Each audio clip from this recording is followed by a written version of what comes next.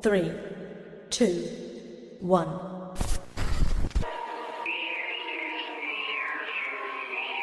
It's time for Chewing on the Wire Radio, losers. No, God!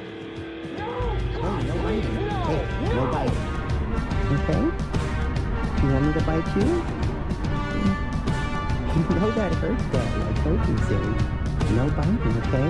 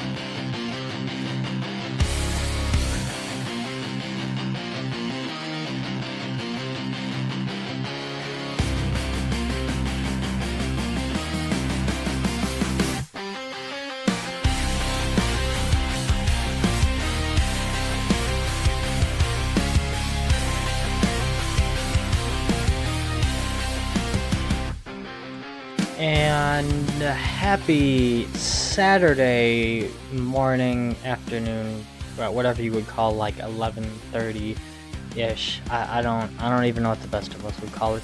Anyway, welcome back to another episode of Chewing on the Wires Mismarketing series. Today it's a very special episode. Means a lot to me. I don't know where I'm going with this. Anyway, we are covering the ever so legendary, in my opinion now, the ever so legendary, on Chewing on the Wire Radio, Hill City Howlers. Alright. So before we get to there though, I feel like I gotta mention some potential elephants in the room, or maybe it's only in my room and you don't even see the elephant and I'm just making up elephants because I am a spreader of falsehoods. But anyway, if we sound weird today, I promise it is not going to get better.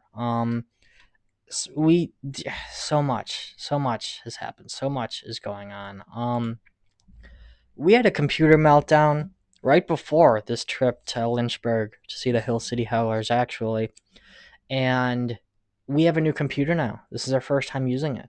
But because it's a new computer, because everything's updated on it, yada, yada, yada, we installed it's all cyclical. We installed the old software on it, but now because it's Windows 11 and above, blah, blah, blah, blah, blah, the software updated itself.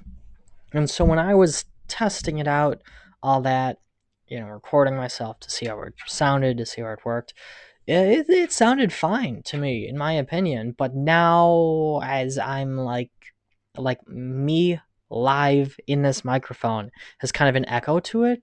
So if you hear that, that stinks.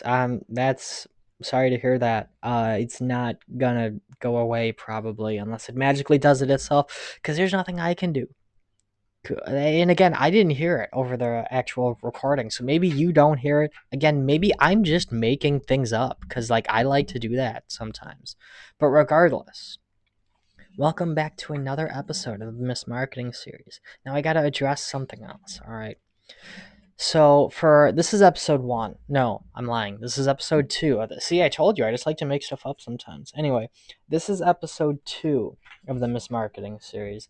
In episode 1, it was clearly just kind of a test to see how it was going to work. I did a lot of research on, the one specific topic, the Altoona curve and their awful night and all that stuff. I wrote the whole script, talked about it. We went through the motions, talked about, showed stuff, all that. I just had a thought afterwards. We have all of this video, all of these team interview series videos, all these team interviews that we were showing on our YouTube. They're on our website under the Mismarketing series thing.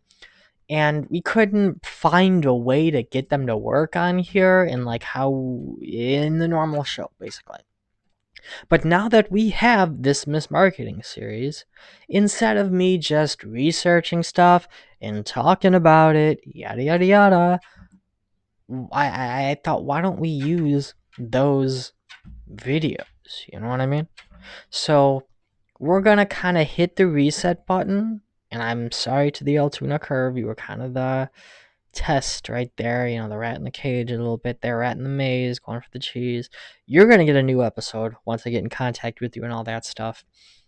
We're going to kind of redo the mismarketing series. Same premise, same talking about the best promotions, what these organizations mean to their community. Same premise, but we are going to hear more from the team / the organization. All right. How about that? So with that being said, last weekend, last Saturday, 7 days ago from today, exactly, we went to Lynchburg, Virginia, and got to experience the awesomeness that is a Hill City Howlers, new branding, Hill City Howlers baseball game. Now, before I say anything else, and before our production manager, Max the cat, who is sitting on the desk staring at me vehemently to make sure I'm following the script, before I do anything else here, I have to give a shout out to Mallory Williams of the Hill City Howlers, the best suite attendant, skybox server in the game, in the world, in the universe. And I'm not just saying that because she expressly asked me to say that. I'm saying that because I'm free will maxing, and I am deciding to put those words after her name, all right? So Mallory Williams, let's round of applause. A round of applause. Jesus Christ. I'm staring at the cat. I'm looking at the cat. And I said claw. Round of applause to Mallory Williams for everything, for just being amazing, all right? How about that? Thank you. Max is sniffing the microphone. He understands. I don't know. With that being said, though, to continue on, Hill City Howlers baseball. So first off, classic stadium. Loved it. That was like what I remember. That was like minor league baseball to me. Now this is kind of a weird stance potentially, and maybe because it's where I grew up, all that stuff, yada yada yada. I always thought of like Major League Baseball being in like the fancy new big stadiums, big cities. Minor League Baseball was kind of out there further. They just had the classically built, like exactly this, the big fan on the ceiling. The seats were covered, the suites were above it, if it even had suites. You know, just that roof over the stadium type of vibe. Look over the outfield wall, you see the mountains, you see the hills. Just Southern minor league baseball is how I just remember growing up with minor league baseball. That's throwing it back. I remember, the Savannah Sand Gnats were one of the first minor league games that I went to. And that's just how I remember it, and that's what this was. They had the classic stadium, the fans, the big fans on the ceiling, big roof, covered seats. And they had this interesting, behind home plate, there was like no wall. It was just like the net was pulled taut all the way down. So it was almost like, or what would you call that? Like 360 degree. Like there was no wall in front of you if you were sitting in the front row. Like it was just the net was there. That net to block the foul walls. It was a really interesting look. You got to look that up if you're into some interesting stadium pieces, to say the least. But to continue on, we had the amazing opportunity to sit in a skybox, all right, one of their suites. That's how we met Mallory, all that good stuff. You know what? No, I got to backtrack a little bit. Just getting into the game. Not even the second inning, I don't think.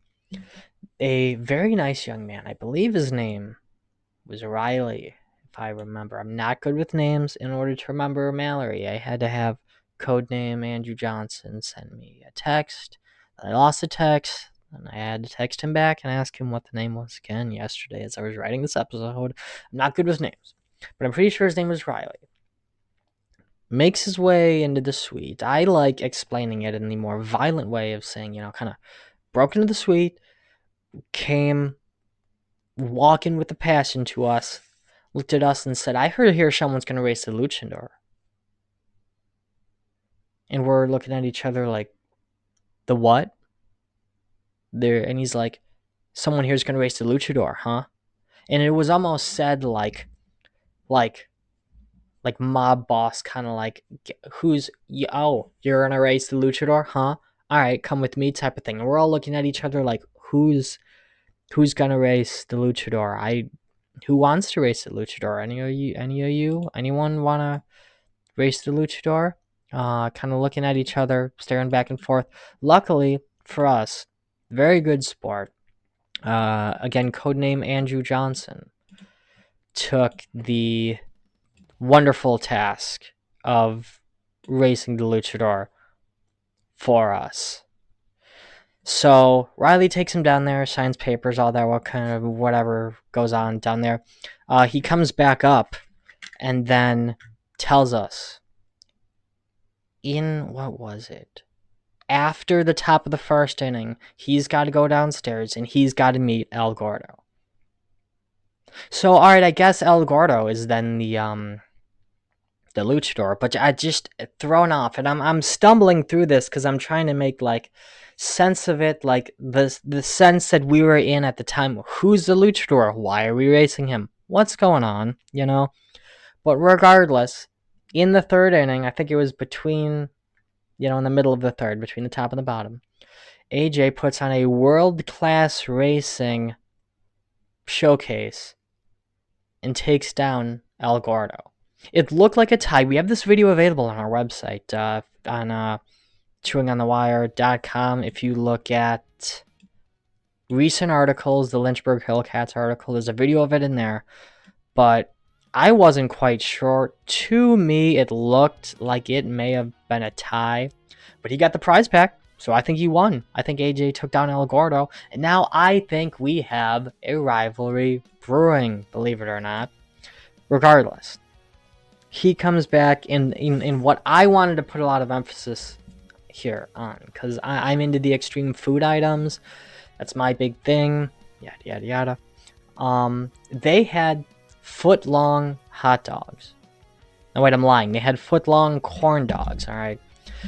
And so, it's a strange situation if I'm putting myself in the seat of the quote-unquote normal person, because I rarely refer to myself as the one who's in the situation as, being normal. But after experiencing, maybe it's an experience-based thing. After experiencing the drive dog, the 3-dog night with the Acton Rubber Ducks, I know to take my food sparingly. Get one and see how it goes, especially after that 3-dog night where I ate the whole thing in maybe an inning, maybe less, and then almost threw up.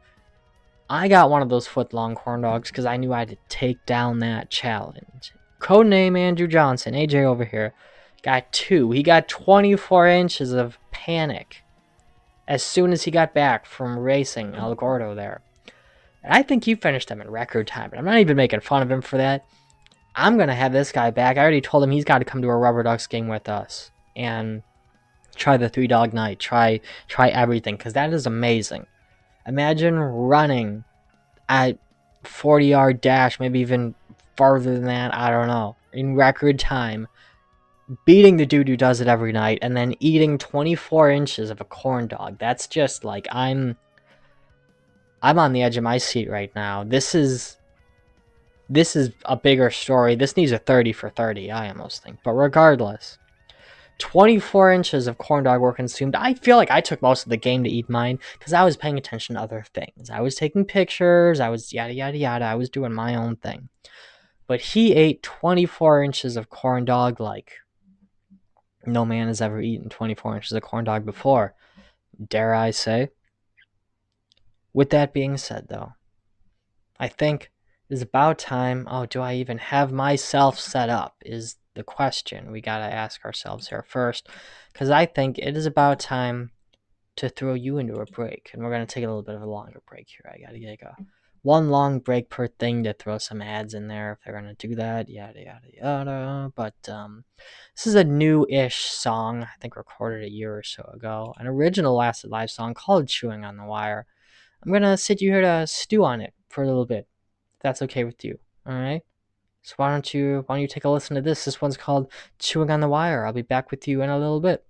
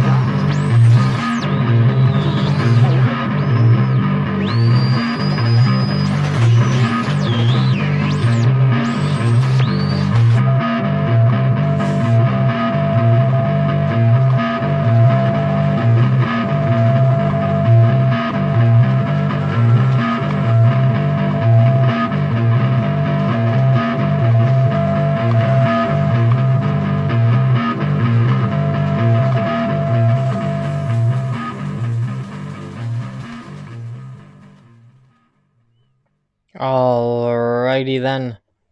So, next part is probably one of my favorites here.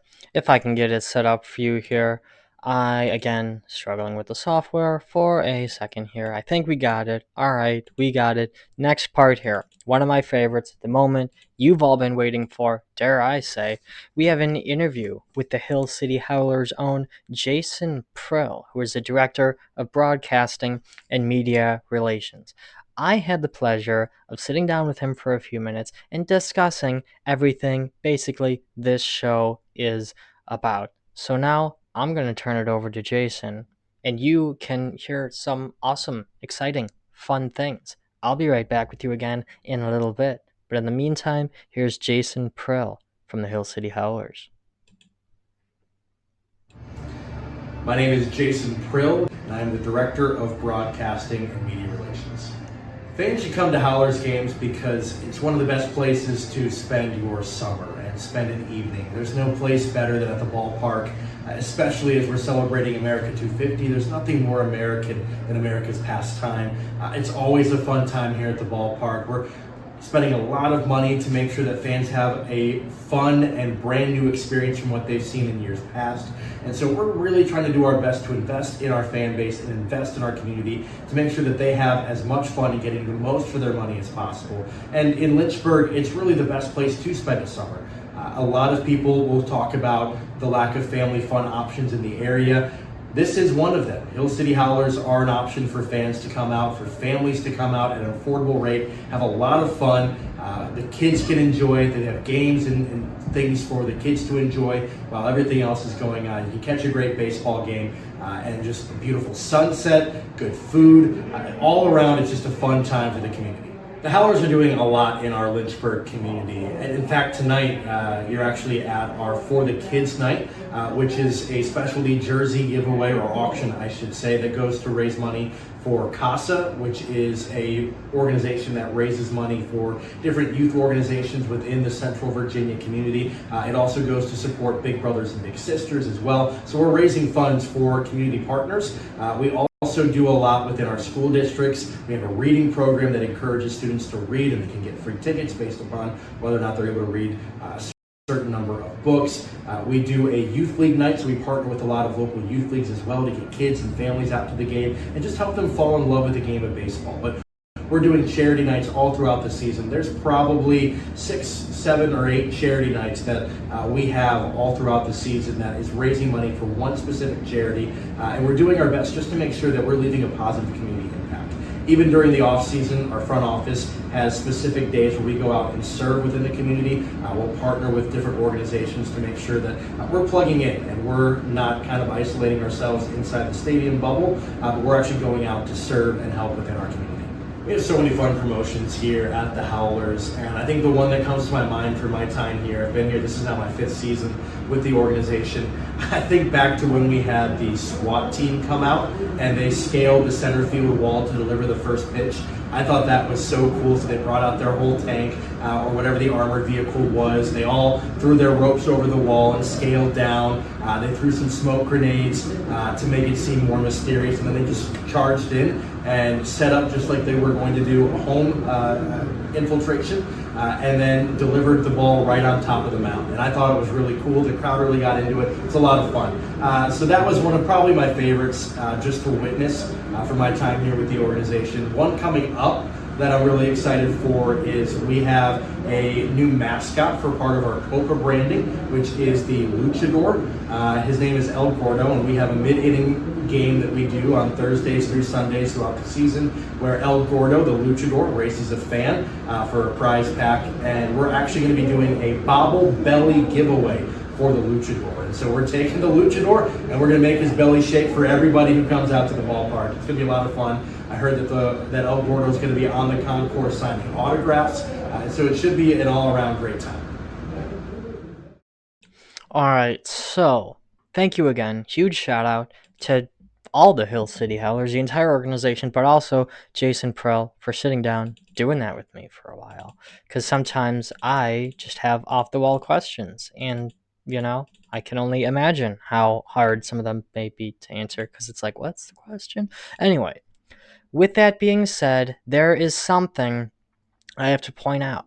Something I gotta bring up with that for all of those of you who have either been messaging me because of what I said in the article, similar to what I said here, about not knowing about the El Gordo race and like being confused when Riley came in. I think that was his name again, and was like, "Oh, who's gonna race the Luchador?" And we're all like confused.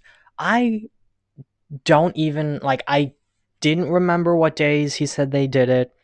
I was like not really into that one specific fact when he's like, yeah, we have someone race El Gordo. I like wasn't really like, because they were like, wasn't that interview before the game? So shouldn't you know about El Gordo? And I was kind of like, I mean, I did. I was like, I was telling AJ like, yeah, they have someone. They have like the Mr. Freeze race thing or something. They have someone race someone, but like I don't really remember like the specifics. I didn't at the time. Because then the dude's just like, who's going to race the guy? Who's going to race? Yo, you think you can take on El Gordo? And we're like, okay.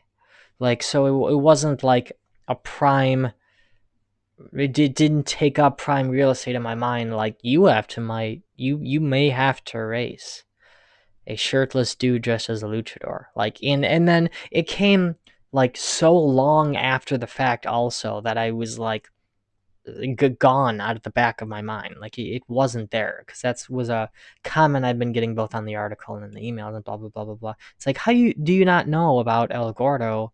That was one of the things the dude was like in the interview you posted. They were talking about El Gordo.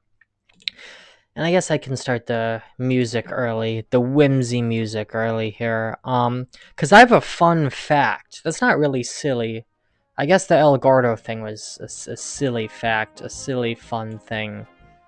But, so Jason, not to give away too much personal information, but to tie him closer to us and the show, actually, Jason let me know some of the reason he was kind of, I guess you'd say, pushed towards us, like, hey, you should do this for these guys, is because he is originally from the Cleveland area way back when. He was from Brunswick. And so is that not coming full circle? It's not the first time that happened. Is that not coming absolutely full circle that a Cleveland-based radio station and podcast goes to Lynchburg, Virginia, starts muddling around, starts talking to people, starts asking what's going on, and the person they get to answer us is from Brunswick, Ohio? I think that was worth the whimsy track here for a moment.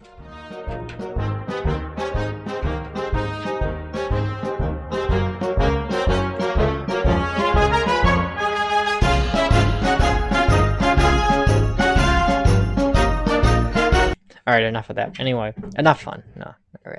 But with that being said, I think that is about the end of what we have to share with you when it comes to this episode in particular of the Mismarketing series and the fun we had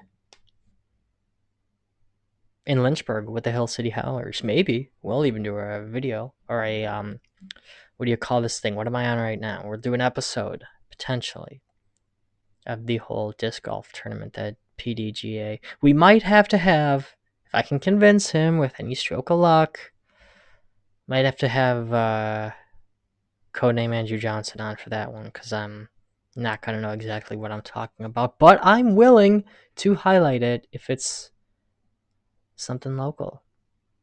The local business thing. Local, and I know it's international, but like, you know, the organization itself kind of thing. But anyway, because we were there for that too. We got some cool pictures. There should be an article up on that. What was it called? PDGA, Professional Disc Golf Association. One of the majors there in Lynchburg. We did that during the day and did the Hill City Howlers at night. Anyway, I think that's about all we got for you. I'm going to throw you some more Last Live music. Wait a minute. Actually, I got to tell you something first before I get out of here. So, as per usual, every Friday morning, you can come listen to the Weekend Breakdown on Chewing on the Wire Radio, which is just a random show. We talk about whatever is in our email bag and whatever is on our mind, basically. And then every Saturday, we have the Mismarketing series, where that's very entertainment-oriented, whether that's sports, amusement parks. We talk all about their community initiatives, all about fun promotions they have, all about the great things they are doing. Next weekend, April 25th, we got something you've been asking for, something you've been patiently waiting for. All right.